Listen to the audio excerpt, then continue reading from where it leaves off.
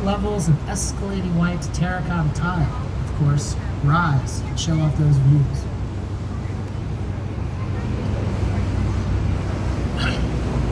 I want to show you one more of these buildings that's dressed up to look European. Straight across the river on the left-hand side. Look a little closer and you'll see the building has a soaring tower with a big Roman temple on top. Look at the front, you'll see two more Tempietos. Just behind those two more. They dot the four corners of the lower base of the building.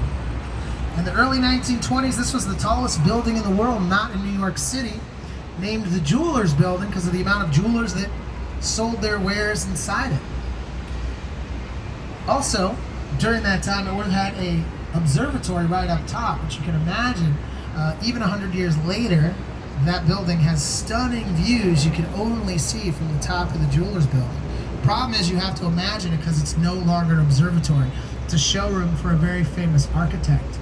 But if you want to get some gorgeous views of downtown Chicago on a hot day and still be outside, take a look to your left and you'll see the London House shoots out with a glass partition. Look up top, London House Hotel. You can go up there and of course enjoy that view, and all you got to do is pay Chicago prices for a cocktail. Now just past Trump Tower here, remember our simple minimalist black box.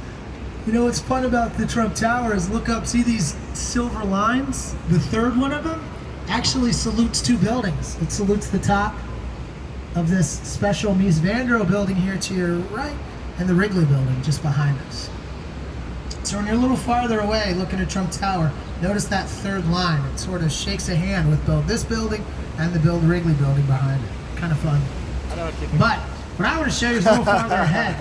Just on the other side of this bridge, look to your right and straight ahead, and you'll see two buildings all decked out like corn cobs. Take a look at these.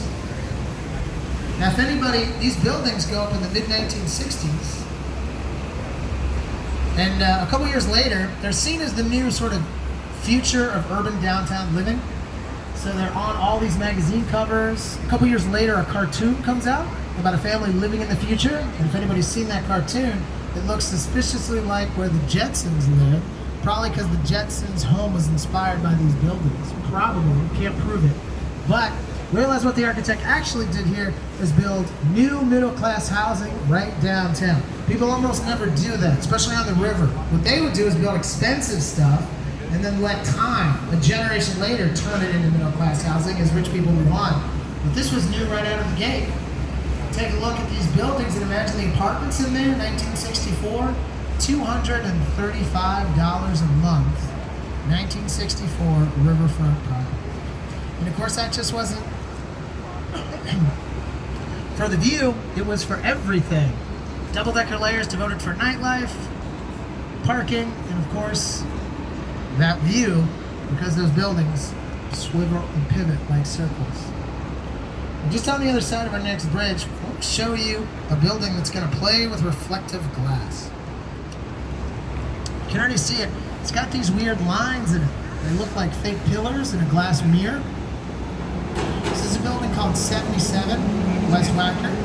And if you look at it kind of dead on, there's an optical illusion to it. Now it's built in the early 90s by a Spanish architect, a guy named Ricardo Bofill.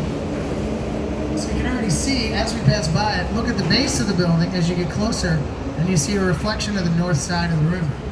But as you look up it, you'll start more and more to imagine that that's not a mirror, but a window, as though you were somehow looking through it and watching the world spin in front of your very eyes.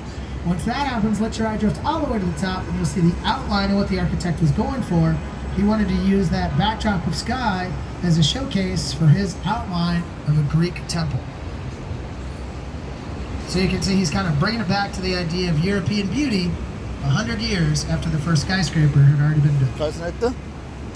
Down below, one of my favorite things to do here, look on the left and you'll see the Chicago Riverwalk. Two different architecture firms spent $100 million building this thing out. I'm going to encourage you to take a walk on it, enjoy the bars, restaurants, seating areas, floating river gardens, all kinds of stuff. But mostly what you can do is walk along this at night. All the buildings that we're looking at that look lovely during the daytime have hired lighting designers to dress them up in the evening, so it is stunningly romantic. And because it's summer, 7 nights a week, 15 minutes after sunset, one of these buildings doesn't just use lighting designers, it uses the work of renowned visual artists. So it turns itself literally into a canvas for digital art to be projected on. I guess a screen would be a better metaphor. But it does, every single night. I'll show you where that is and tell you about it a little later in the tour. Look to the right and see when we work on bridges, it's always kind of fun. You gotta put out traffic cones, a bit of an art when you're on the water.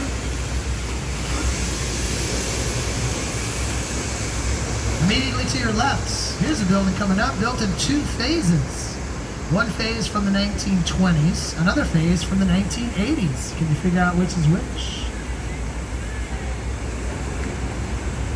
Easy answer here. Look for the bigger part, the first 2/3. Look up for the pillars. That's the part from the 20s. Second part, that was an expansion built out on the Builders Building in the 80s.